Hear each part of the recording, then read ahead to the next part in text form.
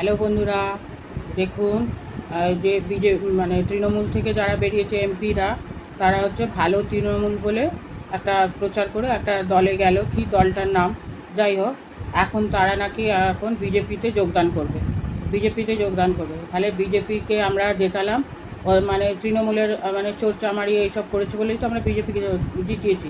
সেই দলে যুক্ত হবে। তাহলে আগে ছিল তারা কংগ্রেস থেকে তৃণমূল থেকে এখন বিজেপি তারা হচ্ছে চোরচামারি করেছে, সেইখান থেকে বাঁচার জন্য বিজেপি দলে ঢুকবে।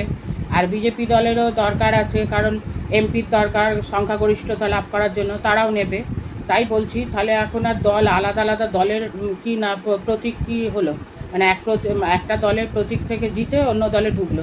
মানে ওরা আসল কথা কি, নিজেদের তো ইনকাম, এটা 1.5 লাখ 2 লাখ টাকা এমপির এতে মানে একটা মাইনে মতন পায়, মানে মাসে মাসে সেটা একটা। দেখুন এমটেক এমবি যারা মানে এমটেক বিটেক, তারাও মানে এত স্যালারি পায় না, মানে পড়াশোনা শিখে এরা তো মানে একটা উচ্চ মাধ্যমিক, কেউ হয়তো এরকম, কেউ সিনেমার জগৎ থেকে এসছে, কেউ এইরকম করে এসে এমপি হয়েছে।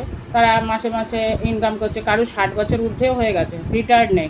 আমাদের গভর্নমেন্ট সার্ভিস করতে গেলে 60 বছর হয়ে গেলে রিটায়ার্ড, একটা চিঠি ধরিয়ে দেবে রিটায়ার্ডের। তাই বলছি, এদের রিটায়ার কোনো নেই। মুখ্যমন্ত্রী বলুন, প্রধানমন্ত্রী বলুন, সব হচ্ছে 60-এর ঊর্ধ্বে সব মন্ত্রী হয়ে আছে। তাহলে বলুন, দেশটা এইভাবেই চলছে, মানে একটা দলের প্রতীক থেকে জিতে আর একটা দলে নিজেদের আখের গোছানো, মানে মাসে মাসে 1.5 লাখ 2 লাখ টাকা ইনকাম হচ্ছে, এটাও তো ব্যাহত হবে না সেটা।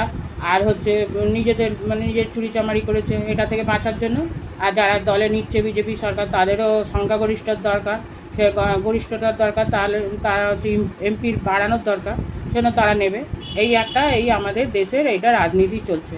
তাহলে কোনো একটা পার্টিকুলার একটা প্রতীককে আপনি ভোট দেবেন, সেটা থাকবে না, মানে মানে গদা খিচুড়ি হয়ে যাবে।